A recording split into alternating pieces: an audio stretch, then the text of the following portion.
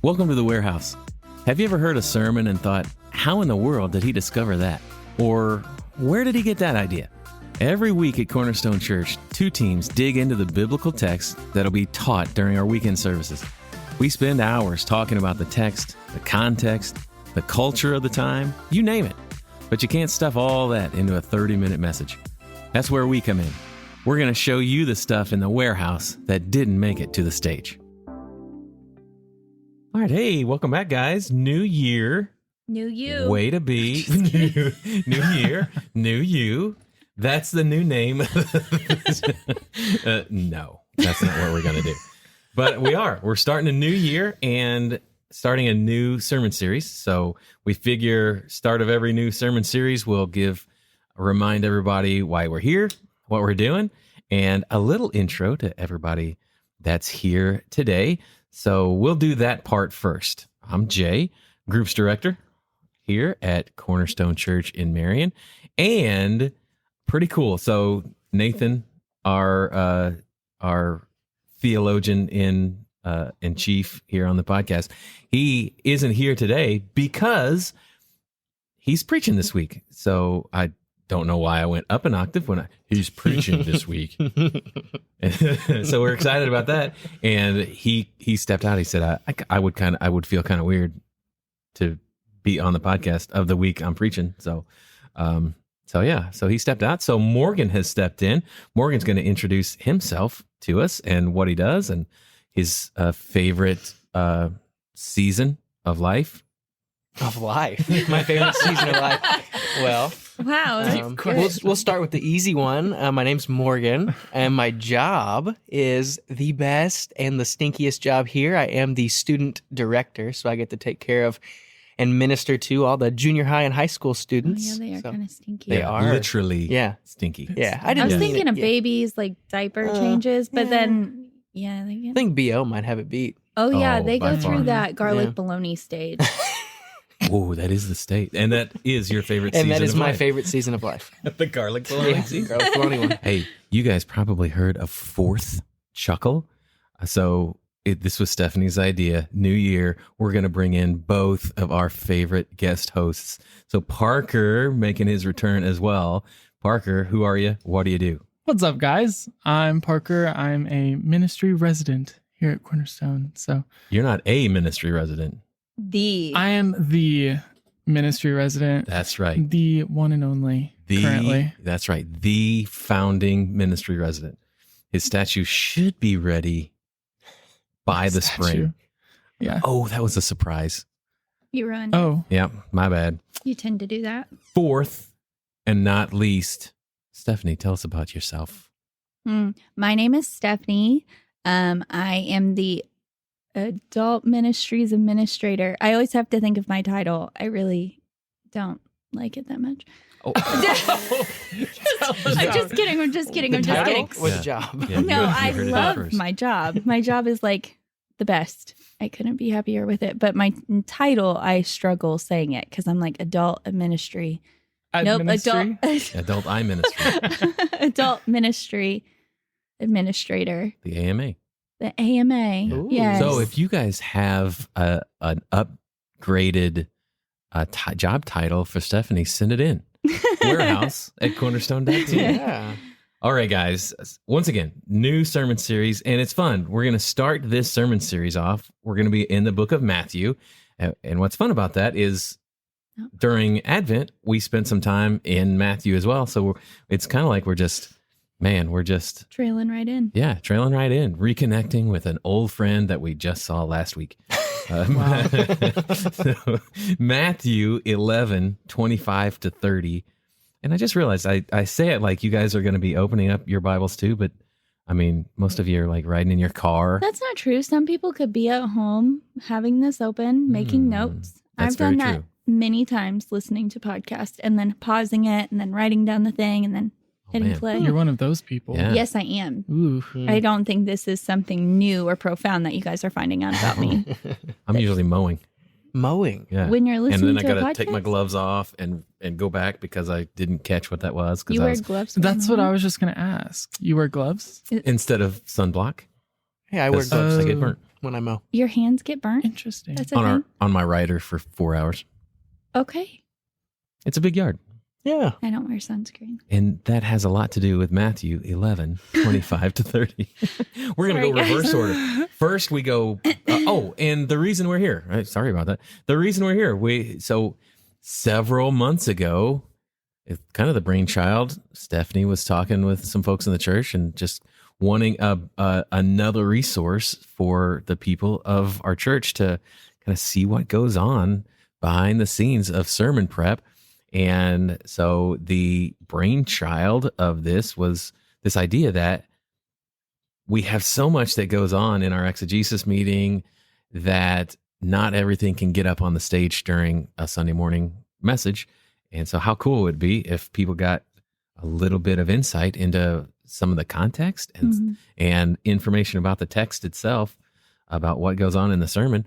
And then we started releasing like on Thursday, right? Wasn't Thursday our first release day? Friday. Was it our Friday? First release day, and then we moved it to Yeah, Wednesdays. moved because several people started listening and were like, oh man, we listened before, so that like the super heady stuff, we can kind of start chewing on that a couple days before, and then we can just go right into like the application and how it really affects our lives during the message, and we don't have to think about, now what in the world is a Thyatira?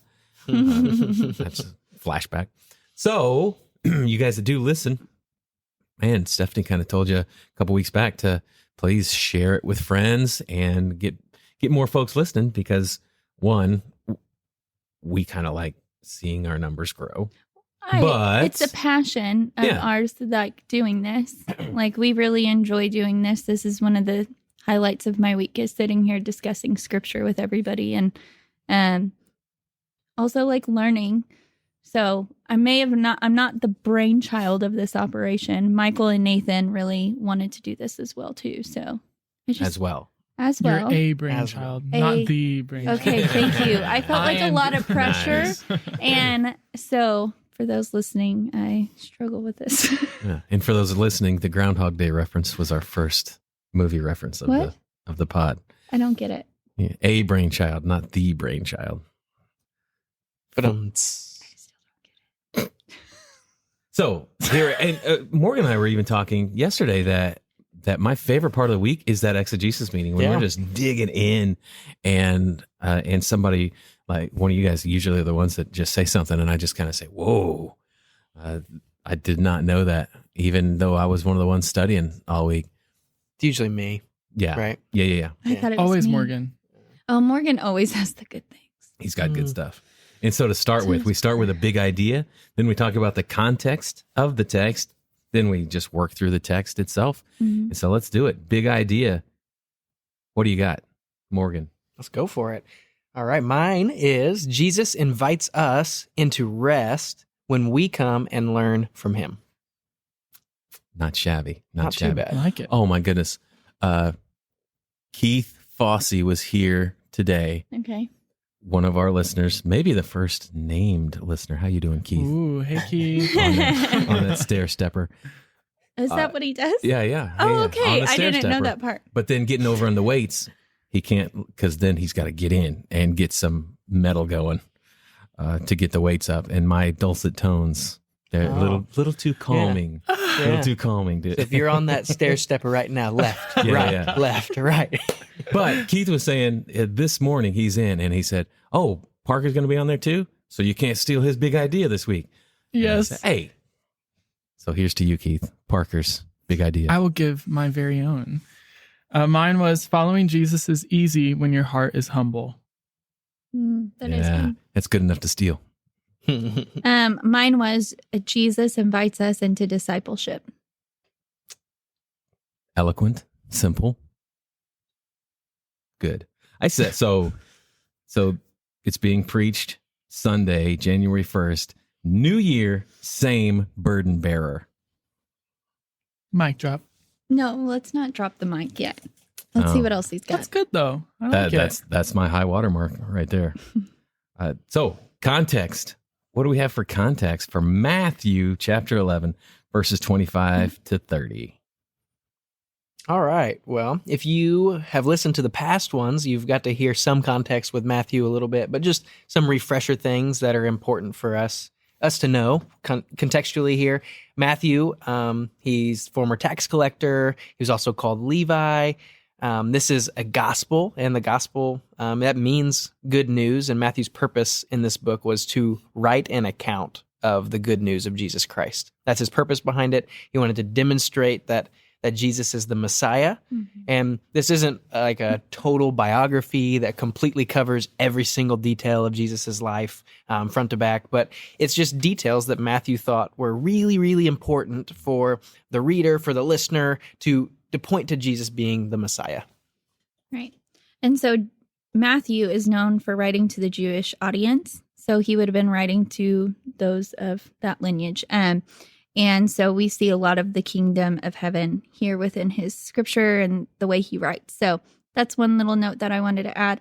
And then last week, if you were here, you would have heard Michael preach on John the Baptist.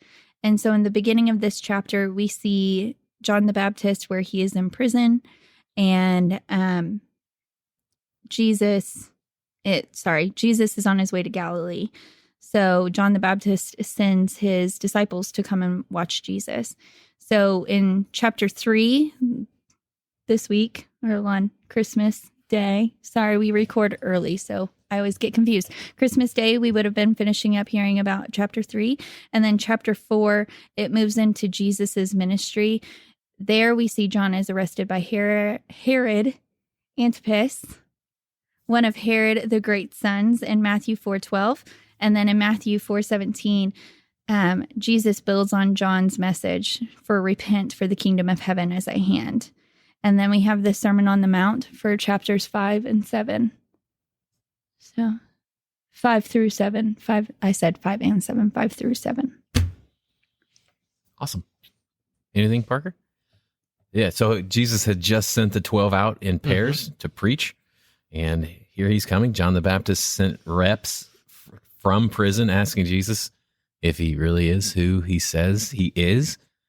Awesome part. And we do need to remember Matthew, as Matthew recounts his own calling when Jesus called Matthew, it's pretty cool. It's pretty simple. So Jesus calls Matthew in Matthew 9, and Jesus went on from there. He saw a man named Matthew sitting at the tax collector's booth. Follow me, he told him, and Matthew got up and followed him. And here he is all these years later writing to Greek-speaking Jews.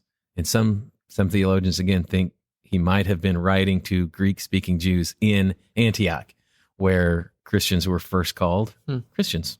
Cool. Yeah. I thought that was very cool that could have been who Matthew was writing to. All right.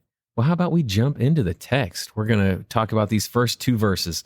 Matthew chapter 11, verses 25 and 26 to start things off. At that time, Jesus declared, I thank you, Father, Lord of heaven and earth, that you have hidden these things from the wise and understanding and revealed them to little children. Yes, Father, for such was your gracious will. What do you guys have for 25 and 26? Yes, so right off the bat, the words at that time.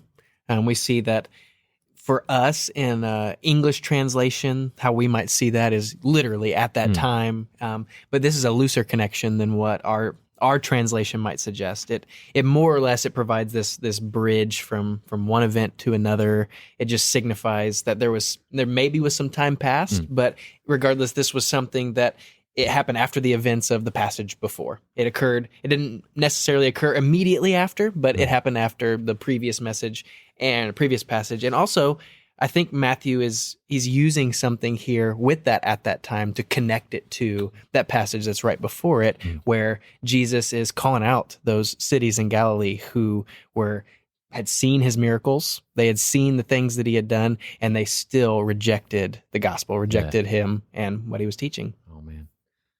And that's a good point too, because it's super easy when you read it to think all of the things just go back to back to back to back to back. Boom, boom, boom. Like the Magi visiting, like the flight to Egypt that we talked about during the Advent series. Yeah, it's super easy to think, oh, this all happened in a couple weeks' time, and then Jesus' ministry. Sure, they say it's between 18 months and 3 years that he ministered, but we think it's like episodic TV. This happened and then this happened, but yeah, like you said, the Gospels are written as collections of stories to make us realize that Jesus is who he says he is. Yep. And it was John, right, that who said, if we were to write everything he did, there's no paper that'd be able to hold it. Right. Yeah. And then that would be a huge scroll. That's a good way to start us off. Sure. Yeah. I love just the picture that we get in this verse of Jesus praying to the Father. It shows just such a rich relationship that they have, and it just gives us a glimpse of the deepness and connection that they have with each other, and just like the joy that Jesus has in speaking to his Father. And just when I was reading it, I was like, wow, it's cool that we just get to see a little glimpse of their relationship and how it's just so sweet, and you can sense it in the words he uses. And that's good. Yeah, so same thing. What you were going to that you just said, Parker, is just the relationship aspect that's portrayed here. So we see a part of the Trinity at work here. So we have Jesus talking to the Father in heaven, and the hidden these things from wise and understanding. Those who are wise in the eyes of the world, but stubbornly refuse to accept the gospel. And these things is the kingdom of heaven, which requires faith and humility to grasp. Yeah, and like you said yesterday, that Matthew talks a lot about the kingdom of heaven. The other gospels mention the kingdom of God when they're talking about, that these things have been hidden. And so from the wise being those more aged people who've been around the block, and the understanding is those learned people. So the scholars, the people, like Saul was before he became Paul, hidden from the wise and understanding, and revealed them to little children. Yeah. So I think Nathan or one of you guys said it yesterday, but like wise and understanding isn't supposed to have like a negative connotation throughout Scripture, because we see in Proverbs and other parts of the word that, talk about wisdom and how we need to have wisdom. So this is talking about a different type of wise and understanding. It's talking about like somebody who's stubborn or somebody who's prideful, and not like, I already know what's best in my life, God, I don't need to know what you have to say. Type of wise. Yeah. Self-sufficient. Self-sufficient. Yeah, that's a good one. It's an arrogance. Yes, to it, there it is. almost. Yeah. So somebody who would say, I'm so wise and understanding. Yeah. So if you, like me, are recovering from being that guy who wanted to be the smartest guy in the room and then wanted to show people how smart you are. Yeah, wanted to prove it. Yeah, that's these guys. Yeah. And revealed them to little children. And so not 7 and 8 year olds necessarily. Yeah, so like the little children is talking about them with receive the gospel with simple faith. So talking about the wise and understanding, and then the little children aspect, it's just like children at that time. I think, Morgan, you were talking about it yesterday, where they are looked down upon, that wouldn't have been something. Yeah, culturally, children just weren't that significant. They looked at children as children. That was it. There was nothing to them. You didn't ask them questions. You didn't want to know their opinion. And culturally, if you were to be compared to a little child, a lot of times that would have been a negative thing to the world. The world would have seen that very negatively because of the insignificance that they would have been dismissed with. Yeah. Yeah, I know we have a lot to talk about this, but the backwards kingdom aspect of like the last will be first, and then we have the children over the wise. And so that's just a really good illustration of that. Yeah. Yeah, like ultimately it's about being aware of like your lack of understanding or like, and trying to be teachable and realize that you don't, like, kids need to be teachable and like learn how to walk, and like they don't know how to do things. So you need to have, be open, because in your own head, you're like, oh yeah, I already know how to do everything myself. Like there's no room for you to learn or grow in that. And I mentioned this in exegesis yesterday, but I watched the movie Avatar, the first one. The second one will already be out when this is out. But there's the line where like the mother like of the Nave tribe that there is, she says, you can't fill a cup that is already full. And I think that's kind of the same thing. Like if you're wise and understanding in yourself, then you don't have any room for anything else to go in there.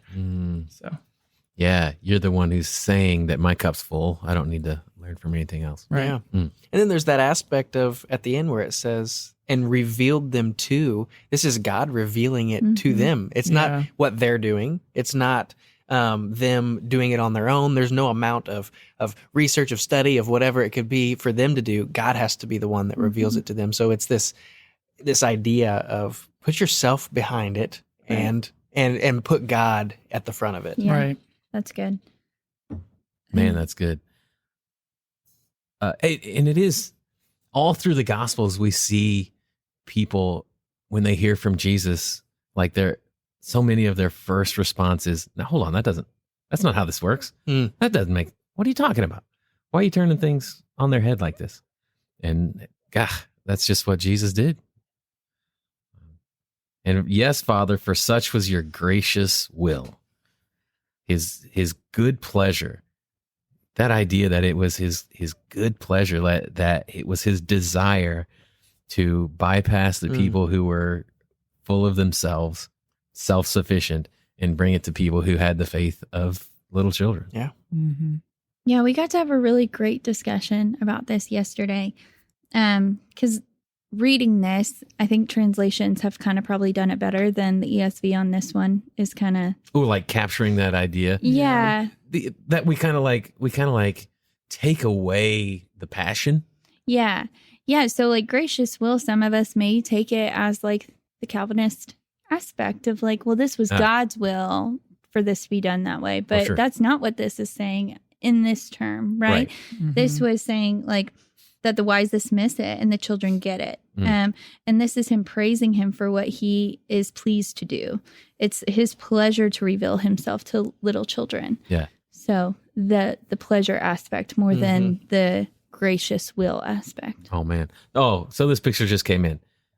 Shoot it down if it doesn't make any sense. So it's like when you're playing peekaboo with a toddler who just learns how to play peekaboo and they're just like ecstatic that, and you as an uncle, as a friend, as a dad, as a mom, that how awesome it feels when your kid or your nephew, your little brother, sister gets just shouting, exciting when they see your face when you're playing peekaboo. I wonder, like, is that the pleasure that the Father has for revealing what's going on to his little children? Yeah, I just had that picture pop in. I wonder. It feels like it, right? Yeah. Like that's what grace. That's grace. His good pleasure. Yeah. Anything else? 25 and 26. Man. Let's go 27. How about verse 27? All things have been handed over to me by my Father, and no one knows the Son except the Father. No one knows the Father except the Son, and anyone to whom the Son chooses to reveal him. That's heavy. That's a meaty passage. The all things. This reveals Jesus' understanding of who he is. It also shows the supreme authority of God the Father within the Trinity. All things probably refers to everything needed to carry out Christ's ministry of redemption. That's good. That's really good. We see here with the knowing. So we have multiple phrases here. No one knows the Son except the Father. No one knows the Father except the Son. And this knowing is interesting. It's something that is the way that they mean it, the definition for the word. It's not like just a mental recognition of, I know them. Like, oh yeah, I know Stephanie. Yeah, I know who that is. This is a unique kind of knowing. It's Yeah. special. It's one that only the Son has for the Father, and vice versa, that we see here. And the Greek word that's used there, it involves like this intimate and the fullest acquaintance of someone. It's not just I know that person. This is a matter of like a personal relationship, which I think is really cool. It's not just saying that, yeah, the Son knows the Father and the Father knows the Son. Man, they know each other. It's a Yeah. relationship. It's big. Oh man. And it's so Nathan pointed it out in our communicators meeting today, but there's a transition here where he says, all things have been handed over to me by my Father. He's now talking to the people around him. Where in verse 25, he's talking to 25 and 26, he's just talking to the Father. And then in front of people, but yet the 27 is him turning and talking to them almost in a way. And then as you're just to kind of fully go on more with the intimate relationship that they have here, it is a unique relationship that has been eternally existing within one another. So this is not just some surface level relationship that they have. It is intimate. It is unique. And it's a kind of knowledge that only the divine has. Yeah. Yeah. And anyone to whom the Son chooses to reveal him. I mean, it's one thing that there is this intimate thing between the Trinity that we're not gonna understand until we're face to face and the heavenly whiteboard, Jesus is at it saying, no, this is actually how the physics of the Trinity works. But the Son chooses to reveal him to some of us. And that idea, it's that, so reveal, you remember if you were with us for the series we were in, Revelation, that it's that same picture, to reveal him. So it's to uncover, to unveil. So this is the verb of the noun used in Revelation 1:1.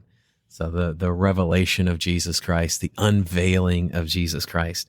And so here is that same picture, is that anyone to whom the Son chooses to unveil the Father to. Such a powerful picture. And another thing here is Jesus is calling himself the Son, right? So we get to see him doing that. He's not just mentioning himself as Jesus. He is saying whom the Son chooses to reveal him. Yeah. I don't think it's easy for us to hear that and be like, oh yeah, like he's Jesus, of course. But that's like massive thing for him to say back then. Like he's literally saying, I am the Son of God. Yeah. Like, and for me, I'm like, I forget the weight of that because of course I know he's the Son. But like back then he's revealing himself in this very moment. So yeah. Another one of those times that we on this side of history read that and are just used to reading it, like you said, and we don't feel that weight, because it was weighty. Absolutely. Man. Last little thing that I kind of have for here is that the only people who know the Father are those to whom the Son desires to reveal him in verse 27. Revealing God was a part of the purpose of Jesus coming. He didn't come merely with a word from God. He came as the word from God, made in flesh, John 1:14. And as such, he was God revealed to man. We know the Father not through worldly wisdom and understanding, but through the revelation of the Son. That's so good. Man. Like part of his purpose it's more than just coming and saying, hey, I'm the Son of God. I mean, he was revealing the Creator to us, and he was doing it in a way that man could understand. That's the cool part that I think, and one of the commentaries I read, it said that exactly. It said Jesus revealed God to man in a way that man could understand, and that is a beautiful picture to think of. Oh man. Yeah, because if it wasn't for that, we would never understand, right? Yeah. Like, because this is literally a sliver of who he is. right. This might seem like a bit of a tangent, but it's just crazy to think about, like, when you think about Jesus literally leaving heaven and coming down. Think of how much of a sacrifice and how much he's giving up. He's giving up all the glory in heaven to come down and be like a human. It's just, and he did that to stoop to our level because we knew we could never do it. Right. And he did that for everlasting. Yeah. Like, so when Jesus came before he was Jesus, he has always been the Son of God. Right. Like there's never been a time or a moment where he was not the Son of God. But when he took on flesh, he became Jesus. So he is now incarnate and he is now Jesus forever. Like, so he gave up his holy body, his perfect body. To take on flesh. Yeah. Yeah. His heavenly body. There's the word I was looking for. Yeah. Yeah.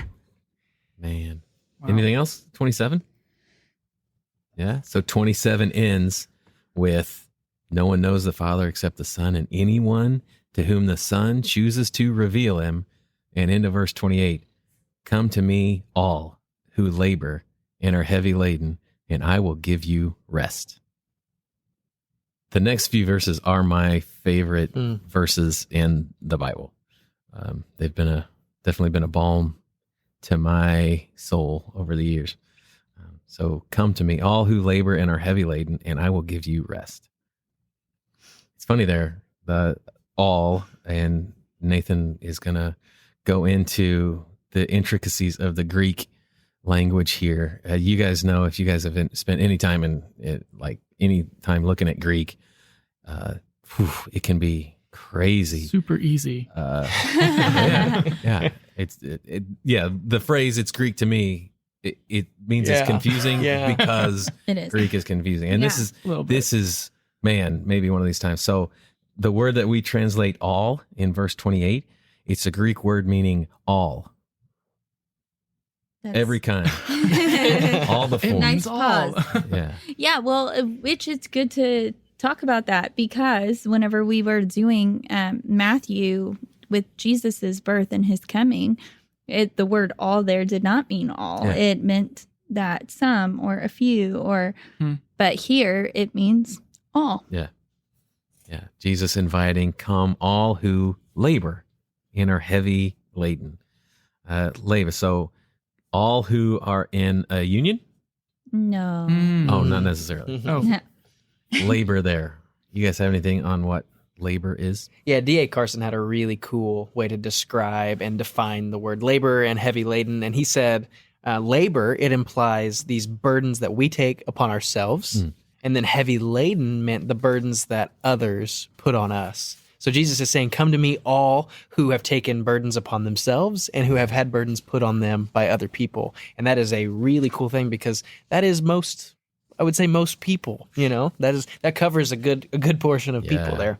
Yeah. Other versions would say, come to me all who are weary and burdened.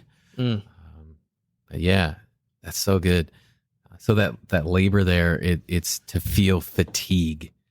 Yeah, like Carson was saying, that you're trying all this thing that you've been trying to do, and you've been on the stair stepper, right, Keith? You've been on the stair stepper for hours, right? And you're just fatigued because you're trying to walk these steps, and you're trying to do what you're supposed to under your own power, and you're weary. And then heavy laden, that is a word to be loaded up. And it's like this idea of being overburdened with ceremony. Even in the Greek, it's that idea from Carson, that it's overburdened with ceremony. And the only other place where this specific word is used is in Luke 11:46, where Jesus says, woe to you lawyers also, for you load people with burdens. That's that word, burdens, hard to bear. And you yourselves do not touch the burdens with one of your fingers. So that the experts of the law in that day just loaded the people with so many external burdens, and they just had no way of fulfilling them. And here Jesus says, come to me, all you who have done it to yourselves, and all you who have had it done to you, and I will give you rest. Yeah. So like you were just saying, like contextually, Jesus was speaking to self-righteous people who are burdened down with laws, rules, regulations, and commandments. This refers to the first instance to those oppressed by the religious legalism imposed on people by scribes and Pharisees. So it's like good to hold on to that contextually, but still we can feel that today in our world of like modern day of feeling the weight that we put on ourselves and the weight that others put on us, whether it's expectations or Yeah, we had this conversation today in the communicators meeting about, who in the room is this message going to be hitting? And we were kind of, it's Stephanie mentioned new people who are coming and trying to work this thing out and what it means. And I was kind of hitting on people who have been around for ages, but staying hidden in the big numbers and coming a little bit late and leave a little bit early because man, oh man, for some, it's because weary and burdened. And man, I just don't have the emotional strength to dive in anywhere because I don't think I have what it takes. And are you going to put more burden on me than I'm already putting on myself?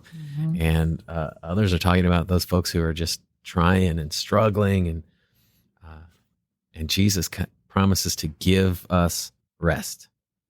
Yeah, and this isn't a type of rest where it's like rest is like sleeping. You know, this is a rest that, like a spiritual rest that we get from a trust and a love and a commitment that we make to him. So Jesus' yoke of discipleship, on the other hand, brings rest through simple and wholehearted commitment to him. Yeah, that's good.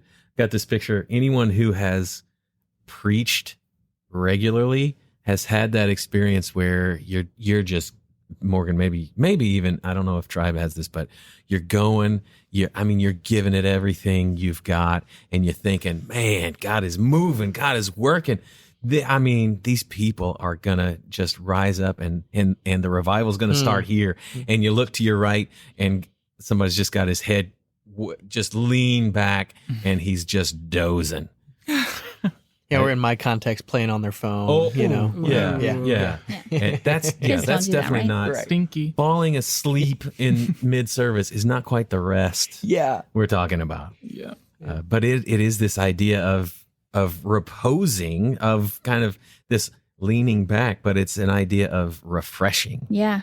Yeah, it's being recharged. So you've been plugged into the source and you're being recharged. Yeah, and this is also a gift that he's telling him he's going to give them. Yep.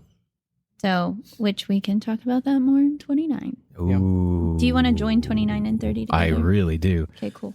And I'll give you rest. Verse 29, take my yoke upon you and learn from me, for I am gentle and lowly in heart, and you will find rest for your souls. So he had to double up. I'll give you rest, and here you're going to find rest for your souls. And before we get into the yoke thing and go a little further, there's a parallel text that the ESV provided in their notes at the bottom, and it was just later in Matthew 23:4, where Jesus is actually talking about these religious teachers, and he says they tie up heavy loads that are hard to carry, and they put them on people's shoulders, but they themselves aren't willing to lift a finger to move them. And then we see Jesus contrasting it here with what he provides and what he brings, and it's something that many of them have felt, and at that time, and he's saying, if you feel that burden, then come to him, and he's going to give you rest. It's not going to be this heavy load that's hard to carry. It's the opposite. Yeah, that's good. So You good. said that's Matthew 23:4. Yeah, and I think the word that 28 uses as heavy laden is from Luke's story of that same thing in Luke 11. That same idea of man, woe to us. I mean, gosh, us being leaders in Jesus's church, and this idea of, are we putting undue and external burdens on God's people to the point where they feel the same thing? Man, reading this has made me really do some self-examination about, oh my gosh, what are we doing with small group coaches and small group leaders and people in small groups? And man, it's really, really hit me that I don't want to be that guy. Yeah. What do we know about yokes? Well, they're yellow. Full of protein. Actually, Jay the- told me it's the whites that are full of protein. I The was yolks. completely incorrect. Yeah, the yolks are more. It's just the fatty part. Yeah, Oh, yeah, that makes sense. Yeah, that's why it tastes better. that's right. Yeah. So this is not that type Not. of yolk. Oh, Not an really? Right, egg. yeah. So Huh. so someone may have thought that for a hot second. And it wasn't the student director, I promise. It's the It was our AMA. AMA. So I think if somebody who correctly had yolk wants to explain it before I do, by all means. So yeah. So this idea of a yoke, we don't, We don't have them these nowadays. Yeah, so in come on. Southern Illinois in 2023. Look at that. Ooh. 2023. Ooh. We That's don't weird. we don't have yokes. We have tractors. We have bush hogs. We have Children. it's just children. Yeah. I'm just kidding. I'm just kidding. Calling the DCFS. Just kidding. My Are your kids. kids okay? And so the idea is so the spelling yoke, yoke. Yep. Good job. Yo is a weird way. Yeah. I didn't sound right starting the word, but yeah, yoke.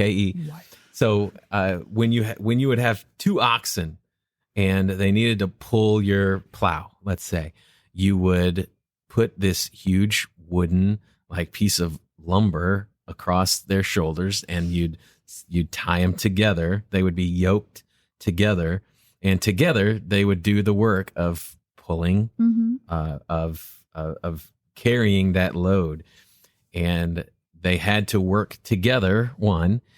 And so a lot of times in the practice of doing that, you would have maybe two animals that were not equally talented at pulling their yoke together.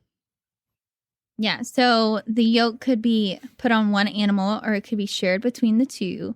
In a shared yoke, one of the oxen would often be much stronger than the other. The stronger ox was more schooled in the commands of the master, and so it would guide the other according to the master's commands. By coming into the yoke with the stronger ox, the weaker ox could learn to obey the master's voice. So, Jay, is a yoke light or is it heavy? I would imagine a huge thing of lumber is not a light thing.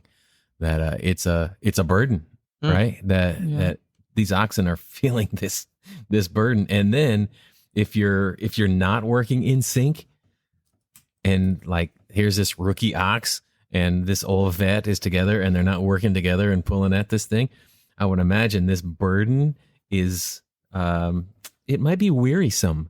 Like you're carrying this burden with this young ox on this huge wooden beam. I think I might get a little bit weary. And so Jesus That was comes. good. Hey, That was good how you did that. thank you. I'm very seasoned. And so Jesus says, "Take my yoke upon you and learn from me." But I want to say, wait a minute. Let's back up.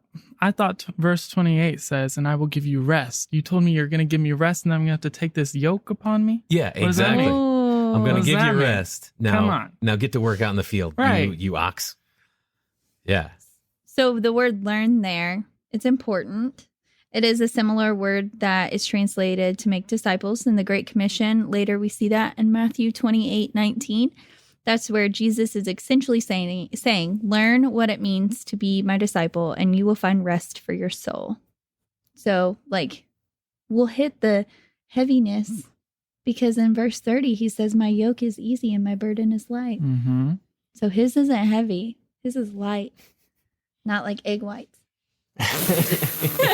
Over easy. Yeah. Over easy. That's where His- it comes from. Yeah, his yoke is over easy. Yeah. Sunny side up. That is where it comes from. They asked Jesus, how do you want your eggs? Over easy. Guys, we're about to dive into talking about a book that a lot of us around the church have read and have been, transformed by the message that it brings.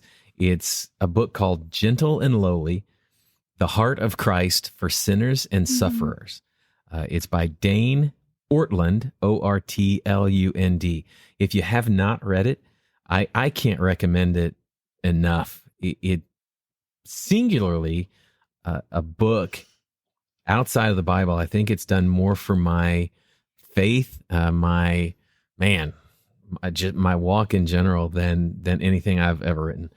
Gentle and Lowly, The Heart of Christ for Sinners and Sufferers. So what was the big part that really hit you with that book?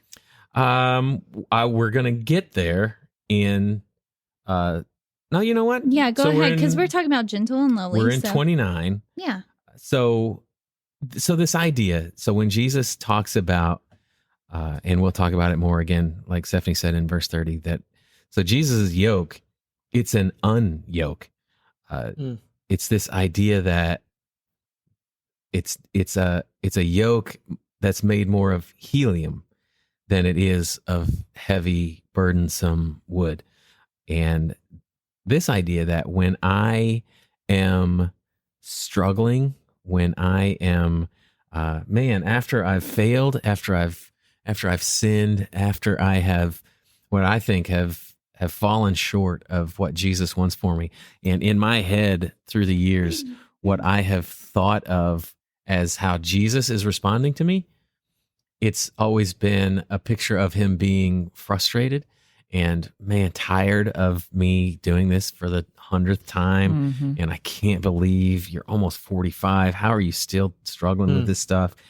And when I read this book, I found out that verse 29 is the only place in the New Testament that talks about the heart of Christ. It's the only place where Jesus talks to himself, talks about his own heart and what it means. And he said, and so heart here, I'll just quote right from the book. When the Bible speaks of the heart, it's not speaking of our emotional life only, but of the central animating center of all we do. It is the central place from which every decision we make comes. It is what gets us out of bed in the morning and what we daydream about as we drift off to sleep. And so here, Jesus is saying, this is my heart. And so if Jesus says, this is my heart toward you, it's a good idea to listen and take note. Right. And what Jesus says is that at his core, the thing that drives him is being gentle and lowly. Yeah. So I'm going to quote more from the book, Yeah. if that's cool. So I am gentle. The Greek word translated gentle here occurs just 3 other times in the New Testament. In the first beatitude, that the meek will inherit the earth, Matthew 5:5. In the prophecy in Matthew 21:5, quoting Zechariah 9:9. That is, Jesus the King is coming to you, humble and mounted on a donkey. And in Peter's encouragement to wives to nurture more than anything else the hidden person of the heart with the imperishable beauty of gentle and quiet spirit. Meek, humble, gentle. Jesus is not trigger happy, not harsh, reactionary, easily exasperated. He is most understanding person in the universe. The posture most natural to him is not a pointed finger, but open arms. Lowly, the meaning of the word lowly here overlaps with that of a gentle together communicating a single reality about Jesus' heart. This specific word lowly is generally translated as humble. In the New Testament, such as James 4:6, God opposes the proud but gives grace to the humble. Yeah. That's so good. His posture toward those of us who sin, toward his followers who sin, his posture is not a pointing finger, but open arms. So good. Guys, does that hit? Or I don't know if we're going to be able to do a good enough job of explaining just how radical and revolutionary that is. Instead of pointing fingers, Jesus gives open arms to those that fail him over and over. You there driving, at home working, you feel that guilt, right? You feel that when you mess up, that here I go again. Mm-hmm. And yet he doesn't point fingers. He Right. opens his arms up for you to come running. Another quote. Sorry, guys. Don't mean to take over. keep going. Not No. I apologize. introed the book for a reason. Right. We Go want the for it. people to read it, and so we've got to give them some quotes to whet their appetite to go get it. Go get this book. Gentleness is who he is. It is his heart. He cannot ungentle himself towards his own any more than you or I can change our eye color. It is who we are. So the part of that I just love is like, it's in his nature. It's in his being. It's every part of him. Just like we could slap in, blue contacts if we have brown eyes, but that doesn't change our eye color. Yeah. Morgan forces himself to get close to garlic bologna Sure. teenage guys Oh, I at thought you were going to Fuge. talk about his glasses. All right. So after a full day in the hot summer at Fuge camp, and there, Morgan, I need to talk. and you force yourself to step into the cloud. And yet Jesus lives to get into our cloud of nastiness to He come loves and that rescue bologna us. garlic. Loves Yeah. Garlic bologna. He loves the BO of our sin. Yeah. Um, Yeah. And the lowly there is he's accessible. He comes down to us. Mm. yeah. So. Yeah. Yeah. The steps to coming to him, they're not convoluted like we would think of a God who would come to us. He just says, come. Yeah. Admit that we need him and take the steps. Man, oh man. Anything else? 28 and 29, guys? I think the last thing I'd add is Stephanie kind of already mentioned the learn a little bit, but just this idea that it's even more than just coming to Jesus. Yeah. It's more than us just receiving something from Jesus. He says, "Take my yoke upon you and learn from me." So there's action in that, Yeah. and it's something that we're supposed to do. So we don't just show up and hope that something happens and that there will be this big change. There's action in it. We're learning from Jesus, and Oh, man. we're learning from the one that is gentle and lowly. And Right. that's beautiful because that's who I want to be. I want to be more like Jesus. Yeah. And I think that's all of our goal, right? Ooh, and yeah. So how do we learn to be more like Christ? how do we learn to be more Wham. like Yeah. Christ? I think Nathan's going to tell us. Yeah. He better anyway. Yeah. Yeah. But that is interesting. So here he says, take my yoke upon you and learn from me. And then Matthew's going to close his gospel out in chapter 28 by saying that, this God man who has died and now is risen, before he's taken to heaven, he tells his followers, now, as you guys go about the rest of your life, you do the same thing. You go make disciples. You tell them about me. You teach them to obey everything I've commanded you. So here we have, okay, you guys learn from me. And in just a little while, we're going to get to the place where he says, all right, now you guys go do it again. Go tell people about my easy yoke, my gentle and lowly heart, and you train them how to follow me. Whew. For my yoke is easy and my burden is light. That's verse 30. My yoke is easy and my burden is light. Did you have the quote about the life preserver? I think it's actually here. It's like telling a drowning man to put on the burden of a life preserver.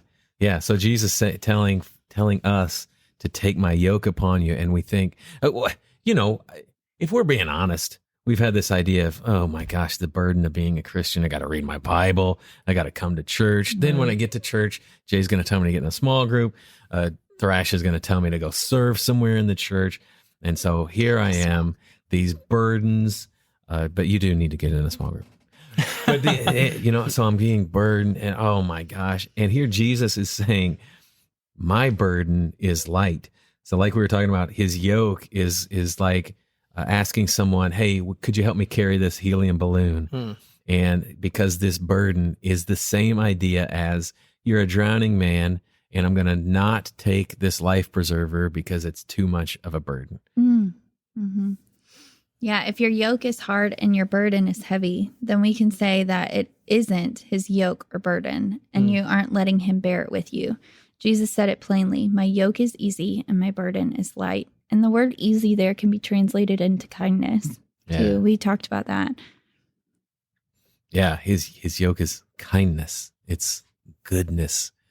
His yoke. So it's not saying that his yoke means that the rest of our life is going to be easy and every step is going to be in the Right. sunshine. Right. We're going to hit quicksand and we're going to struggle in life. But Jesus' yoke is kindness.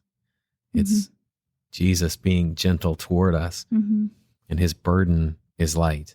And that word burden there, it's not the same as in verse 28 when he says, come to me, you who labor and are heavy laden. That heavy laden, that burden is that burden that we get from those outward thoughts and rules and judgments from others. But here, this word burden is a task, a service. This idea that Jesus's burden this call to life with him is different than that burden others place on us. Yeah.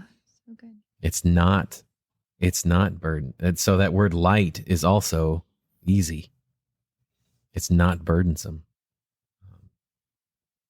Man, verse 30. Anything else, guys?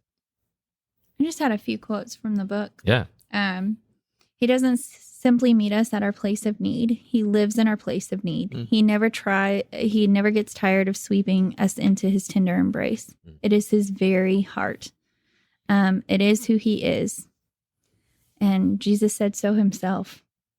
So it's just, I know we keep talking about this book, but it is super good. And it's been life-changing for some people to just understand that they're not a burden to the Lord, that he loves them, that he loves all of us, regardless if we come to him. He wants us to. He desires us to. He is sitting there with open arms and ready to wrap us up in them. And we just have to be willing to take that step. Yeah. Today, this afternoon, I got this idea that Jesus isn't saying, "Oh my gosh, how many times do we have to go over this?" You've had road rage how many times, and you've said each time, "This is the last time I want to do a pit maneuver on this car. It's the last time that I'm going to honk and lay on the horn. It's the last time." How many times are you going to deal with this? And I was just thinking, that's not Jesus's heart. His heart is, here, come to me. My arms are outstretched again. And how many times me as a dad, 2 teenagers and a preteen, and just in the last month, how many times that I've said, "How many times do I have to say this?" And my voice gets high and my blood pressure gets raised.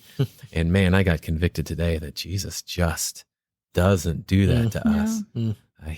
And that's hard to hear, I think, for some of us, because we have that assumption that Jesus is like us as parents, or like our parents when they got impatient with us. Yeah. And that's just not who he is. Yeah. So, if you hear this today, you ask me, if you see me, ask if I apologized to my kids 2 weeks ago, because I'm going to have to go do that when I get home. So yay. So yay. So excited. Yeah, I love apologizing to my kids. And thankfully, we serve a God who doesn't have to, because his arms are always open to us. Man, anything else? Verse 30. His burden is light. Yeah, I just love that picture of with the life preserver. Not only is it light, it's literally saving the person. Like we are the drowning person in the water, and we are the people that are like, "No, don't give me that burden." But it's like, "I'm trying to save you." That's so good. Yeah. It's not just the idea that he's thrown the life preserver over. He's the lifeguard who swam out to us with the life preserver. Here, take this. No, I'm good. I'm good. I'm not gonna make it. Yeah. Not only is it just to help us, it's literally to save us. Yeah. Holy cow. Yeah. It's literally to save us. The one time people use that word, and it's right. Literally. Man, Parker, what are you excited to hear? I'm excited to hear. I kind of said it in the beginning, but I just love the picture that this passage has of just the closeness that the Father and Jesus have to each other, and Jesus offering that to us to come into that relationship, and just the richness of their relationship. We just get a glimpse of it, and I just love that, to know that Jesus is right there with us, and we're not there struggling on our own, and he's saving us with his life preserver. Man, oh man. Stephanie, what are you excited to hear? Thanks for letting me go right after Parker and not right after Morgan. Hey, it's my pleasure. Wow. Not like that. Not like that. No. It's not like that. You're like, I can go after Parker because his stuff is terrible. I think yesterday I asked to go first because I feel like they always blow me out of the water on this. No, you're right. Parker's big idea is really good, but what he's excited to hear. Right. Yeah, my big idea is fine, but it's just downhill from there. Stop. Guys, I'm going to go cry now. I'm excited about how many times I've seen this verse on church signs. Or t-shirts. Or t-shirts or billboards or whatever it is. And I never fully grasped what it meant. Yeah. Mhm. And not because I didn't know what a yoke was, but for like, or yoke. But it's good. Like, I think I always say this as like, what am I excited about? And I'm truly excited for people to understand the word of God more. And that's always what I'm excited about, is so people can understand, like, man, there's just so much promise and truth and hope within the word of God that he desires for you to know. And I hope that people hear this message and pick up his yoke instead of their own. Yeah. That's good. Yeah. Yeah. That's all. That is cool to hear, because if you know her, you know that's her passion, but your passion is that deep of wanting people to get how life-changing getting into the Bible is. Yeah. And not just reading, but getting in, digging in, studying what it means. Like we've been going through in these last couple of series, what does that Greek word mean? What does the context for that mean? Yeah. Your passion for getting people to like get what God has for them through the Bible is inspiring. That's totally where my heart is. Yeah. Because like, it's the knowing aspect, right? Like, how do we get to know him? By getting to know his word and who he is, and we see his character, and it's just been life-changing for me. So, and I know not everybody learns the same way I do or has the same passions or desires, and I get that, but Yeah, that's good. Side note, we didn't plan on this, but so last year, 2022, the church's yearly reading plan through the YouVersion Bible app was hooked into the Bible Project guys. Their plan was one story that leads to Jesus. That's what I did this year. And it has been phenomenal. So we're probably, is this a yearly thing we do? This was my very first year doing a yearly plan. last year was our first year, but it wouldn't surprise me if we did it again. Yeah, cool. So if we do it. If we don't, man, look on the YouVersion app for the Bible, one story that leads to Jesus, because man, it was so cool. Morgan, what are you excited to hear? Yeah, I'm super excited for this idea that how many people sitting in those seats Friday night and Sunday morning, how many people watching online, how many people who listen back to the podcast have felt some of these same things, whether it's church hurt, whether it's burdens that they feel they've been overburdened by the church or by other, people around them that call themselves Christians, or maybe burdens they feel that they placed on themselves, guilty, the guilt that they carry. And how many people are going to hear this message and know that if you feel like that yoke is heavy and it's burdensome and it's unbearable, that's not the yoke of Jesus. Oh, man. That's not the yoke of Jesus. And Jesus tells us what his yoke is, and that it is the opposite of that. And there's no mistaking it. His is light. It's easy. It's kind. It's gentle. It's lowly. And just seeing that is it's so cool to me that I think Nathan's going to do a really good job of portraying that to our people and everyone listening. And I think there's going to be a lot of people who are positively impacted by this. Yeah.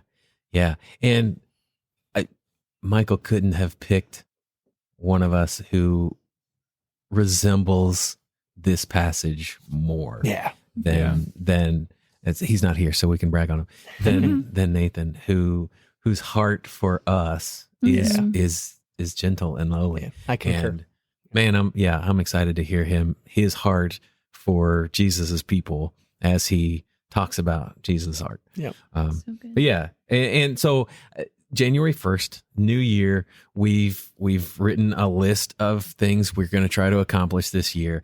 I need to lose 150 pounds before December 31st. I want to learn 2 languages. I want to read 30 books.